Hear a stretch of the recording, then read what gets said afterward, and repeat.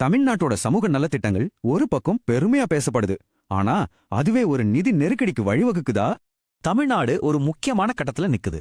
அதோட பாதை நிலையான எதிர்காலத்தை கொடுக்குமான்னு வாங்க நம்பர்ஸ் வச்சு அலசுவோம்.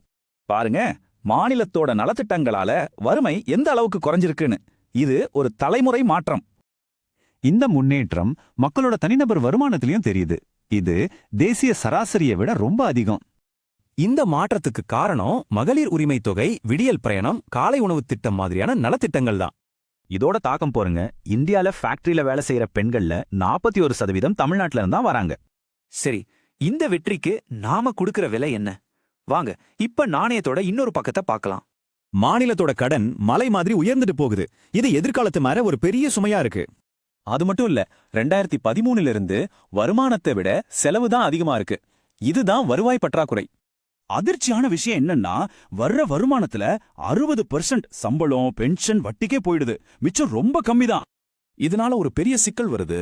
நலத்திட்டங்களுக்கு செலவு செய்யறோமா இல்ல உள்கட்டமைப்புக்கு செலவு செய்யறோமான்னு ஒரு நிலைமை. தமிழ்நாடு நீண்டகால வளர்ச்சிக்கு பண்ற செலவு மத்த பெரிய மாநிலங்களை விட ரொம்ப கம்மி. இது எதிர்காலத்தை பாதிக்கும். இந்த நிதி நெருக்கடியால மதுரை, கோவை மெட்ரோ ரயில் திட்டங்கள் எல்லாம் தாமதமாகுது. மத்திய அரசு நிதியும் நிறுத்தி வைக்கப்பட்டிருக்கு. இதுக்கு மேல டான்ஜிட்கோவோட நஷ்டம் ஒரு பெரிய சுமை. வருஷம் அரசுதான் ஆயிரக்கணக்கான கோடியை கொட்ட வேண்டியிருக்கு. ஆனா இங்கதான் ஒரு ட்விஸ்ட். இவ்வளோ நிதி பிரச்சனை இருந்தாலும் தமிழ்நாடு பொருளாதாரம் சரியல்ல, செழிப்பா வளர்ந்துட்டு இருக்கு. ஆச்சரியமா இருக்குல்ல? பெரிய மாநிலங்கள்ல தமிழ்நாட்டுல தான் பொருளாதார வளர்ச்சி ரொம்ப அதிகம். இது எப்படி சாத்தியம்?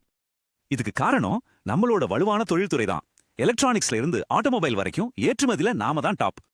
ஆனா மாநில அரசு என்ன சொல்லுதுன்னா, மத்திய அரசு செயற்கையா ஒரு நிதி நெருக்கடியை உருவாக்குதுன்னு குற்றம் சாட்டுது. அப்போ இது ஒரு சிக்கலான பேலன்சிங் ஆக்ட். ஒரு பக்கம் பொருளாதாரம் வளருது, இன்னொரு பக்கம் அந்த பணம் நலத்திட்டங்களுக்கும் போகுது. தமிழ்நாட்டுக்கு முன்னாடி 2 பாதை இருக்கு. ஒன்னு மிகப்பெரிய கடன் சுமை, இன்னொன்னு ஒரு $1 ட்ரில்லியன் பொருளாதாரம். எது ஜெயிக்கும்? நம்ம கடைசியா கேட்க வேண்டிய கேள்வி இதுதான்.